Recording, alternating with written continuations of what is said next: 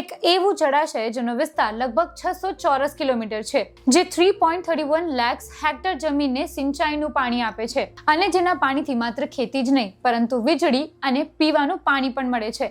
વાત થઈ રહી છે દક્ષિણ ગુજરાતની જીવાદોરી કહેવાતી ઉકાઈ કાકરાપાર બહુહેતુક યોજનાની.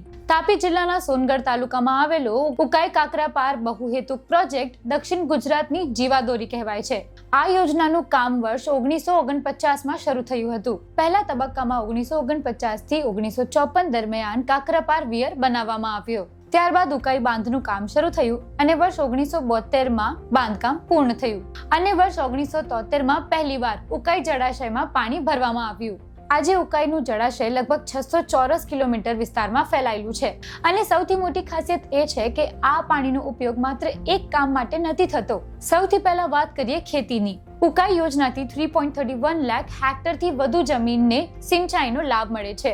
સુરત, તાપી, નવસારી, વલસાડ અને ભરૂચ જેવા જિલ્લાઓની ખેતી માટે આ પાણી ખૂબ જ મહત્વનું છે. પરંતુ ઉકાઈનું પાણી માત્ર ખેતરો સુધી જ નથી પહોંચતું.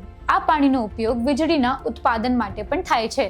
Ukai thermal power plant, hydro power plant અને કાકરાપાર અણુમથક જેવા મોટા પાવર પ્રોજેક્ટ્સ માટે પણ આ જળાશયનું પાણી મહત્વ ભૂમિકા ભજવે છે. અને ત્રીજું સૌથી મહત્વનું કામ પીવાનું પાણી.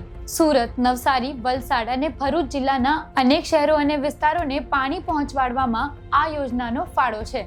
આ ઉપરાંત ઉદ્યોગો અને શુગર ફેક્ટરીઓ જેવા અનેક વ્યવસાયો માટે પણ પાણીની જરૂરિયાત આ જળ વ્યવસ્થા દ્વારા પૂરી કરવામાં આવે છે. હવે વાત કરીએ તાપી નદીની.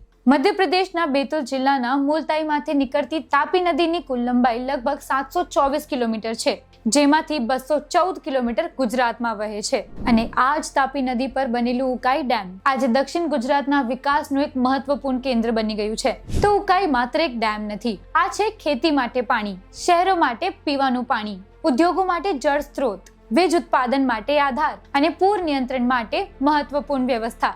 એટલે જ કદાચ ઉકાઈ કાકરાપાર યોજનાને દક્ષિણ ગુજરાતની જીવાદોરી કહેવામાં આવે છે. તમને ઉકાઈ ડેમ વિશે આમાંથી કઈ વાત સૌથી આશ્ચર્યજનક લાગી અમને કોમેન્ટમાં જણાવો અને વિડીયો સારી લાગી હોય તો લાઈક અને શેર જરૂરથી કરજો. મળીએ નેક્સ્ટ વિડીયોમાં અને સબસ્ક્રાઇબ કરો કેમ છો સુરત.